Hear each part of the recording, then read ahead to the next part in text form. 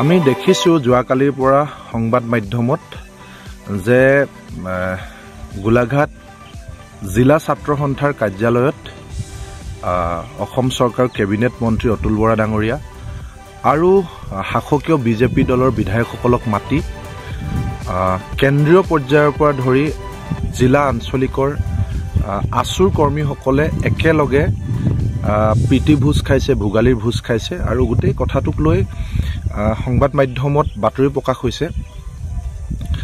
আসলতে আছু এটা গণসংগঠন, জাতীয় সংগঠন। আমি কৃষক মুক্তি সংগ্ৰাম সমিতিও এটা গণসংগঠন বা জাতীয় সংগঠন।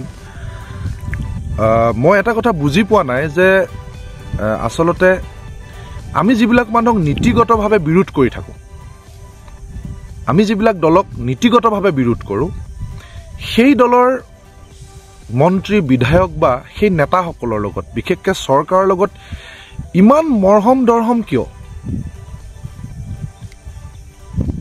এটা সময়ত সদৌ অসম ছাত্ৰ সন্থাৰ মজিয়াত মাননীয় মুখ্যমন্ত্ৰীসকলকো আসন দিয়া নাছিল। মঞ্চত, একেখন মঞ্চতে সদৌ অসম ছাত্ৰ সন্থাৰ নেতাসকলে মুখ্যমন্ত্ৰীকো আসন দিয়া নাছিল।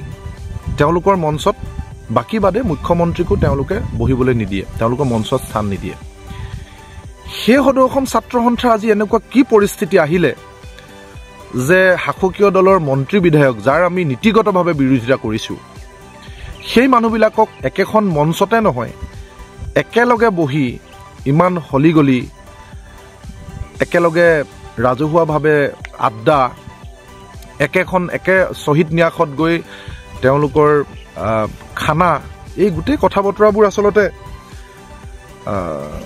মানে অসমীয়া জাতিৰ কাৰণে শুভ হৈ থকা নাই।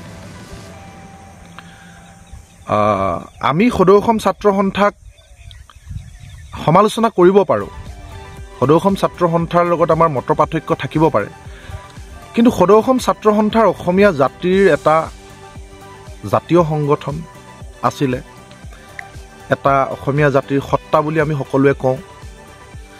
গতিকে এনেকুৱা সদৌ অসম ছাত্ৰ সন্থাৰ এই ধৰণৰ কাম কাজক লৈ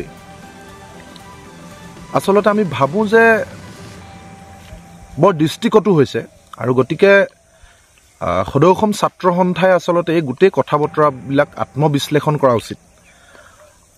আৰু গতিকে আমি আজি এই ভোগালীৰ সময়খিনিত এটা গণসংগঠন হিচাপে আন এটা গণসংগঠনক বিৰুদ্ধে বহুত কটু বাক্য বা কিবা সমালোচনা কৰিব খোজা নাই। গতিকে মই আহ্বান জনাম সদৌ অসম ছাত্ৰ সন্থাৰ কেন্দ্ৰীয় বিষয়ববীয়াসকলক, যিহেতু সেই সদৌ গোলাঘাট জিলা ছাত্ৰ সন্থাৰ এহাতে অতুল বৰা ডাঙৰীয়া, আনহাতে বিজেপিৰ বিধায়ক, তেওঁলোকক লৈ যিহেতু যি ভোজ ভাতৰ আয়োজন কৰিলে, গতিকে এই গোটেই কথা বতৰাবিলাকক ক্ষেত্ৰত আচলতে সদৌ অসম ছাত্ৰ সন্থাই বা আন বহু ক্ষেত্ৰত যিবিলাক অভিযোগ আহিছে, গতিকে এই গোটেই কথা বতৰাবিলাকক লৈ আচলতে সদৌ অসম ছাত্ৰ সন্থাই আত্মবিশ্লেষণ কৰা উচিত।